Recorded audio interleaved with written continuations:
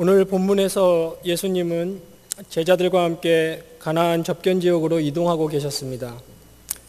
그런데 웬 이방인 여자 한 명이 길에서 나타나 큰 소리로 주님께 간구하기 시작하였습니다. 자신의 딸이 심하게 귀신이 들렸는데 그것을 치유해 달라는 것이었습니다. 당시로서는 가나안 이방 여인이 감히 유대인 남성 선생에게 접근하여 목소리를 높이는 것은 참으로 놀랄 만한 일이었습니다.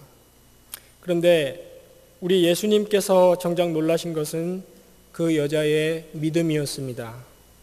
예수님께서는 여자야, 내 믿음이 크도다 하시면서 그 이방 여인의 믿음에 대하여 감탄과 인정을 쏟아내셨습니다.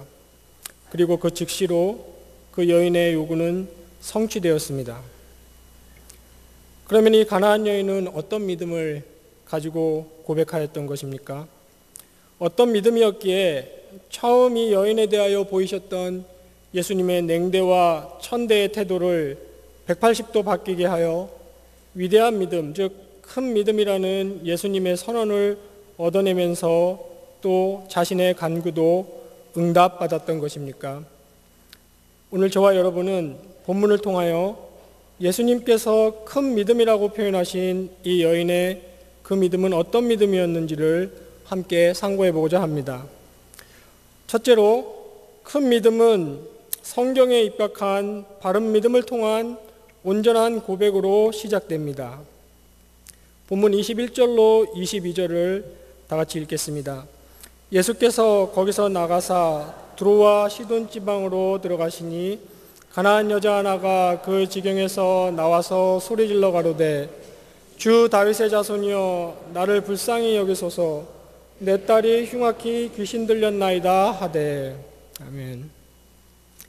여기 두 도시 두로와 시돈은 갈릴리 북서쪽에 접경하여 있는 수로보니게에 속한 지역인데 구약 시대로부터 유대인들에 대한 적대감이 대단했던 도시였습니다. 같은 사건을 기록하고 있는 마가복음을 보면 예수님께서 한 집에 들어가 아무도 모르게 하시려고 라고 기록되어 있습니다. 즉 사역 중간에 좀 쉬시고자 하셨던 것입니다. 그런데 갑자기 마치 매복이라도 하고 있었다는 듯이 가나안 여자 하나가 나와서 큰 소리로 외치며 예수님을 부르고 도와주실 것을 요구하기 시작하였습니다. 마가복음에 따르면 이 가나안 여인은 헬라인이요 수로보니게 족속이라고 하였는데 유대인들이 가나안을 정복할 때 쫓겨났던 족속이었습니다. 그런데 이러한 이방 족속의 여자가 예수님을 향하여 주 다윗의 자손이여 라고 부르고 있습니다. 여기 이 다윗의 자손이라는 표현은 성경에서 전형적으로 메시아를 지칭하는 말입니다. 그리고 이것은 유대인적인 표현입니다. 즉 이 여인은 예수 그리스도를 정확하게 메시아로 인식하고 있습니다. 나중에 예수님께서 이 여자의 믿음을 칭찬하셨다는 사실 하나만 보더라도 이 여인이 예수님을 메시아로 바르게 인식하고 있다는 것을 알 수 있습니다. 그러니까 예수님을 그리스도로, 즉 구원자요, 통치자요, 생명의 진리로 믿고 소리질러 고백을 하고 있는 것입니다. 본 마태복음 8장에 역시 이방이었던 백부장의 하인을 예수님께서 고쳐주시면서 말씀하셨던 당신의 백성이 유대인뿐 아니라 동서로부터 많은 사람들이 이르러 아브라함과 야곱과 함께 천국에 앉을 것이라고 하신 이 개념을 여자는 가지고 있었습니다. 놀랍게도 하나님 나라에 대한 선지서적 이해를 가지고 있었던 것입니다. 이것은 이 여자의 신앙 지식이었습니다. 그 여자는 이방 종교의 환경 속에서 살았으므로 풍부한 성경 지식, 즉 구약 지식을 소유하지 못했을 것은 거의 확실합니다. 그런데 어떻게 그렇게 정확한 신앙의 고백을 하게 되었던 것입니까? 이방 지역에서 이방인으로 살아가면서 어떤 편으로 예수님께서 바로 그 메시아라고 하는 복음의 소식을 듣게 되었을 것입니다. 그런데 중요한 것은 이 여인이 그 소식, 즉 복음을 듣는 것에서 그치지 않고 믿고 고백하고 있다는 것입니다. 로마서 10장 14절에 그런즉 그들이 믿지 아니하는 일을 어찌 부르리요 듣지도 못한 일을 어찌 믿으리요 라고 기록하였습니다. 같은 장 17절에서는 믿음은 들음에서 나며 들음은 그리스도의 말씀으로 말미암았느니라고 기록하였습니다. 그러므로 분명히 이 여인은 메시아 복음의 소리를 들었던 것입니다. 듣고 그리고 그것이 그 심령에 효과적으로 작용하여 들은 것에서 그친 것이 아니라 믿고 그리고 지금 큰 소리로 그 신앙을 고백하고 있는 것입니다. 주 다윗의 자손이여 즉 나의 주 메시아 그리스도여 라고 말입니다. 자신의 필요를 간청하기 전에 먼저 바르고 온전한 신앙 고백을 하고 있습니다. 그런 연후에 나를 불쌍히 여기소서라고 하나님의 자비와 온정을 구하고 있습니다. 자신의 딸이 귀신 들렸는데 그 귀신을 쫓아내달라고 간청하고 있는 것입니다. 예수님이 영계를 지배하고 조종할 수 있는 참 메시아임을 믿고 있었기 때문입니다. 믿음은 하나님으로부터 오는 영적인 선물입니다. 이것은 자연인으로서 자연적으로 획득되는 것이 아니고 특별 은총입니다. 객관신앙, 즉 복음에 대한 성경적 사색을 하는 것과 그것을 신앙하는 것은 다른 것입니다. 그런데 여기 이 가나안 여인의 경우 이방인으로서 이러한 복음 진리에 접촉하였던 것이 효과적으로 요긴하게 작용하여 신앙과 그 신앙의 고백으로 이어지고 있습니다. 성령의 효력 있는 부르심이 이 여인에게 작용한 것입니다. 신자는 자신의 필요를 간구하기 이전에 바른 성경적 신앙에 입각한 온전한 신앙 고백이 우선 되어야 합니다.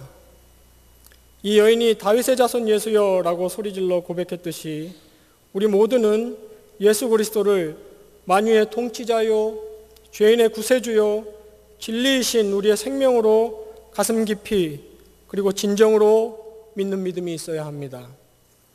확신 있고 효력 있는 간구는 단순한 종교적 열정에서 나오는 것이 아니라 바른 그리고 참된 믿음의 고백으로부터 나오기 때문입니다. 그리고 그러한 믿음은 듣고 사색하는 것에서 그치는 것이 아니고 계시된 복음의 내용을 신앙하는 것에서 비롯됩니다. 예수 그리스도가 온 세상의 메시아일 뿐 아니라 나의 메시아 된다고 하는 참된 신앙과 고백을 확립하시고 그 위에서 자신의 필요를 담대히 간구하는 경향의 모든 성도들 되시기를 간절히 바랍니다. 둘째로 큰 믿음은 스스로가 죄인임을 인정하고 오직 믿음으로 은혜의 보좌 앞에 담대히 나아가 간구하게 합니다. 본문 23절로 27절을 함께 읽겠습니다. 예수는 한 말씀도 대답지 아니하시니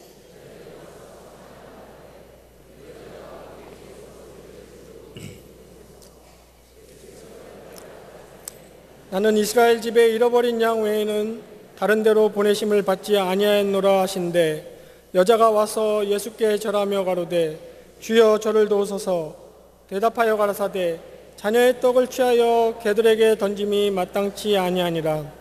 여자가 가로되 주여 올소이다마는 개들도 제 주인의 상에서 떨어지는 부스러기를 먹나이다 하니. 아멘. 여기 예수는 한 말씀도 대답지 아니하시니라고 했는데 전지성을 가지고 계신 예수님께서 이 여자의 신앙과 그 고백을 모르실 리 없습니다.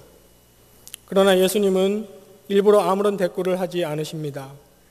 유대인이 이방인, 특히 여자에게 보이는 전형적인 냉소적이고도 무시하는 태도를 취하고 계십니다. 이러한 방식은 마치 학생에게 즉답을 줄 수 있지만 학생으로부터 더 구체적이고 질 높은 답을 끌어내기 위해 일종의 반론적인 방식을 택하는 노련한 교사들이 사용하는 방식과도 같다고 하겠습니다. 한편 제자들은 그 여자가 우리 뒤에서 소리를 지르오니 보내소서라며 귀찮아하기만 합니다. 그 장정 몇 명이서 여자 하나 물리적으로 쫓아내버리는 것은 일도 아니었을 것입니다. 하지만 예수님께 보내버리자고 부탁하는 것으로 보아서 제자들의 의도는 계속 시끄럽게 따라오는데 그 딸의 귀신을 빨리 쫓아내 주셔서 그 여자를 어서 보내버리자는 것이었습니다. 제자들은 이전에 예수님께서 귀신까지도 명하여 다스리셔서 쫓아내는 것을 이미 본 적이 있기 때문입니다. 그러나 예수님은 이 사건을 전혀 제자들과 같은 방식으로 보고 있지 않으십니다. 드디어 우리 예수님께서 입을 여셨는데 아주 차갑고 무시하는 말로 이스라엘의 집에 잃어버린 양 외에는 다른 데로 보냄을 받지 않으셨다고 대답하셨습니다. 즉, 나는 유대인의 메시아로 유대인에게 복음을 전하기 위해 유대인에게만 보냄을 받은 사람이다. 그러니 너처럼 가나안 족속 이방인, 그것도 여자와 상대하고 싶지 않다고 대답하신 것입니다. 그러나 이것은 사실이 아니며 예수님의 속마음도 아닙니다. 예수님은 모든 민족과 족속에게 구원의 복음을 주시기 위해 오셨습니다. 요한계시록에 압축적으로 잘 표현한 것처럼 그 대상은 모든 나라와 민족과 방언과 족속입니다. 사도 바울과 같은 사람은 아예 이방인의 사도라는 타이틀까지 붙여서 그를 사용하셨던 분이 우리 예수님이십니다. 그러므로 본절에서 예수님이 차갑게 거절하면서 하신 이 말은 일부러 냉대를 보이시기 위해 하신 것이었습니다.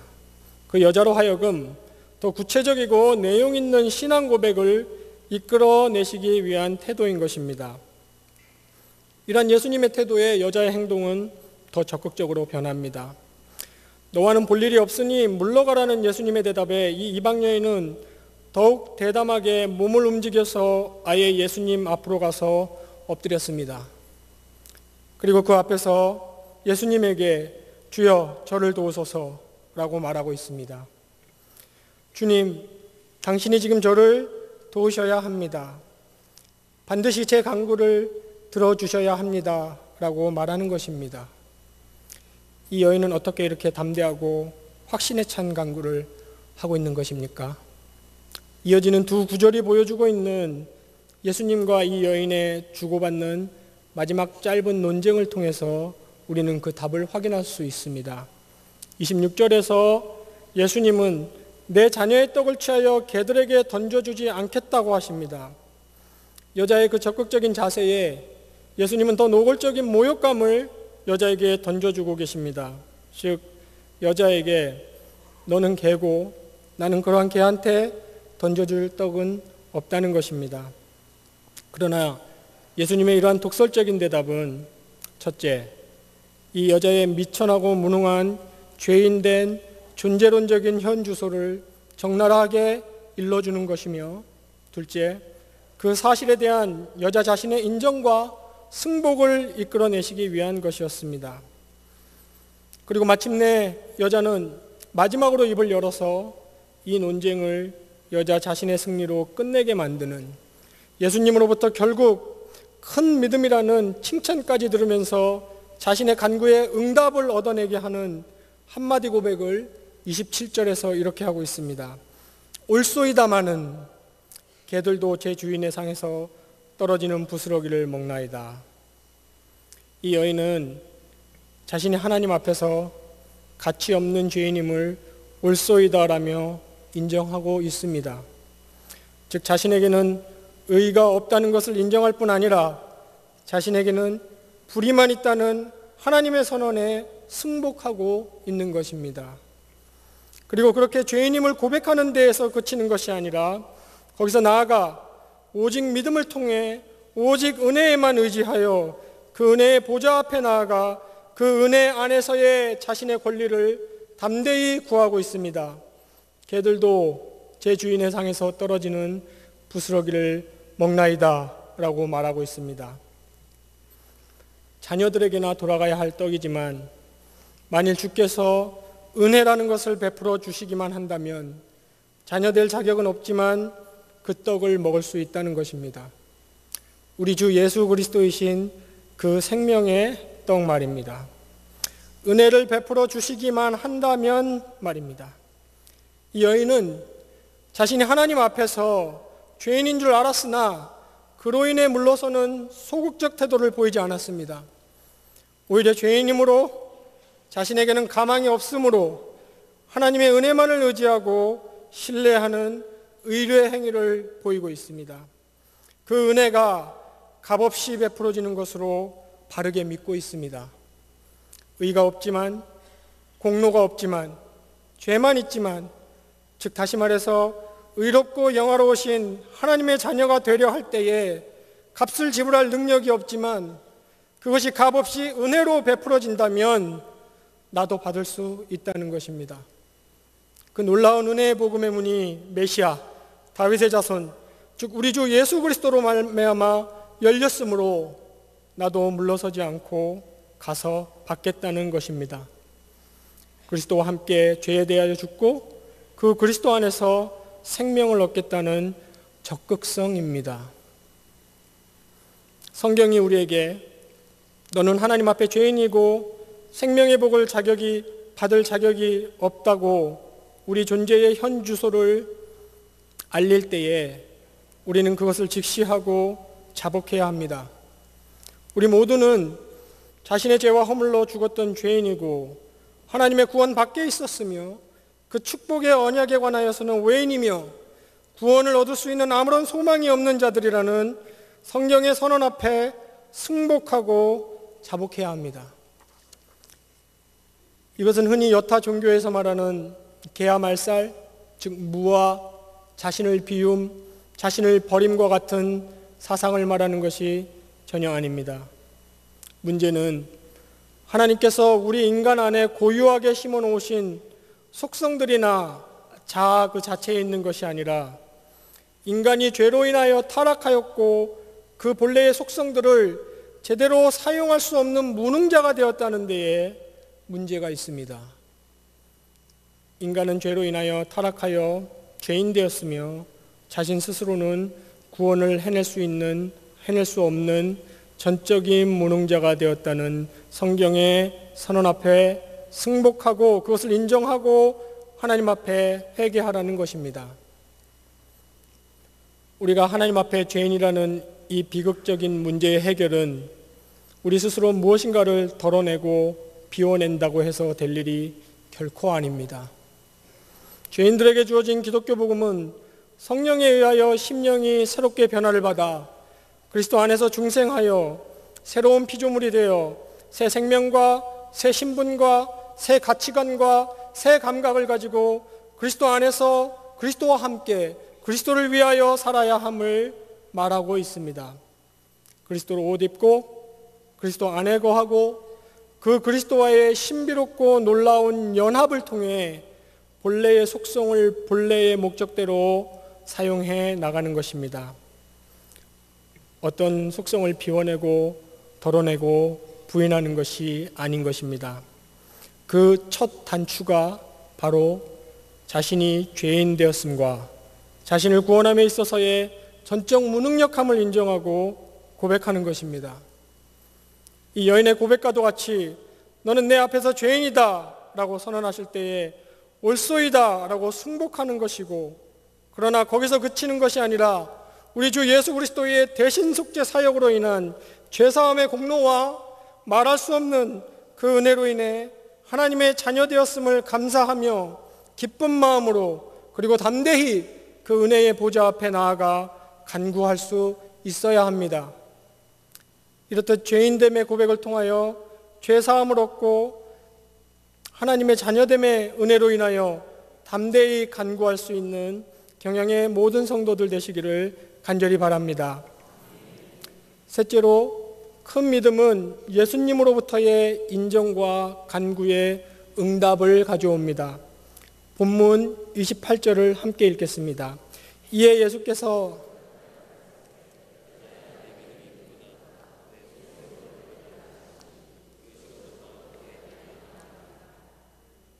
아멘. 여자의 그와 같은 바르고 온전한 신앙과 그 고백으로부터 드려지는 간구는 즉시 응답을 받았습니다. 즉 딸의 증상이 치료되었던 것입니다. 딸은 현장에 없었지만 오늘 본문에 보면 그 시로부터, 즉 그 즉시 그 시각에 딸이 나았다고 말하고 있습니다. 우리는 여기서 예수님께서 그 간절한 간구에 응답해 주신 것과 관련하여 내 믿음이 크도다라고 선언하신 것에 주목해야 합니다. 여기서 예수님은 여자의 포기할 줄 모르는 끈기를 보고 내 끈기가 참 크도다라고 하지 않으셨습니다. 굽힐 줄 모르는 의지를 보고 내 의지가 참 크도다라고 하지도 않으셨습니다. 예수님은 여자의 용기나 열정을 보시고 그것들이 참 크도다라고 하지도 않으셨습니다. 정작 예수님으로 하여금 감탄을 자아내게 한 것은 그 여자의 신앙, 즉 그 여자가 보여준 바른 신앙관이었습니다. 바른 교리에 입각한 건강한 믿음이었던 것입니다. 이것을 두고 예수님께서는 믿음이 크다라고 표현하신 것입니다. 그러니까 예수님이 감탄하신 그 믿음은 그저 두 눈 질끔 감고 주실 줄 믿습니다라고 외치며 속으로 되뇌이는 그런 막연한 종교심에서 나오는 갈망이나 결단 같은 것이 아니었습니다. 그것은 자기중심적이며 종교심리적인, 다른 이방 종교에서도 얼마든지 찾아볼 수 있는 그런 류의 것이 아니었습니다. 예수님께서 여자의 믿음이 크다고 하신 것은 무슨 믿음의 강도가 남달리 세다고 하신 것이 아니라 그 믿음이 철저히 성경 계시의 내용에 입각해 있으면서도 순전하고 또 담대함을 두고 하신 말씀입니다. 그리고 그것에 근거하여 예수님께서는 그 여인의 간구에 즉답해 주셨습니다. 이 여자의 선지서적인 하나님 나라에 대한 바른 이해가 예수님의 태도를 바꾸어 놓은 근거가 되었으며, 예수님은 그 바른 토대 위에서 드리는 여자의 간구에 그 믿음을 칭찬하시며 응답하셨던 것입니다.